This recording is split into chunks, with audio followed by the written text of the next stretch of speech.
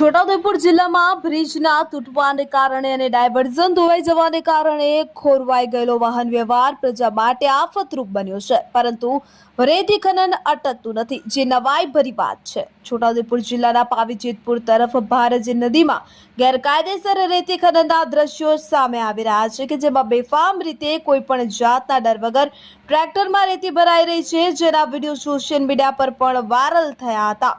જ્યારે આ વિડીયો ભારજ નદીની અંદરના હોય તેમ પ્રાથમિક તપાસમાં બહાર આવ્યું હતું।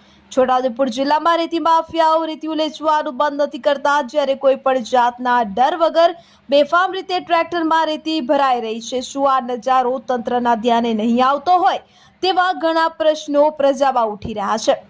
આટલી તકલીફો ભોગવી રહી છે ત્યારે છોટાઉદેપુર જિલ્લો રેતી ખનનના કારણે રેતીના થર ઘટી જતા બ્રિજના પાયાને પાણીનો માર વાગે છે, જેનું નુકસાન બ્રિજને થઈ રહ્યું છે અને બ્રિજ તૂટી ગયો છે અને વાહન વ્યવહાર ખોરવાઈ ગયો છે। બ્રિજના 20-20 ફૂટ ઊંડા પાયા દેખાઈ રહ્યા હોય ત્યારે રેતી જે થવી હોય તે થાય, પણ રેતી ઉલેચવાનું બંધ નહીં થાય તેવા દ્રશ્યો જોવા મળી રહ્યા છે।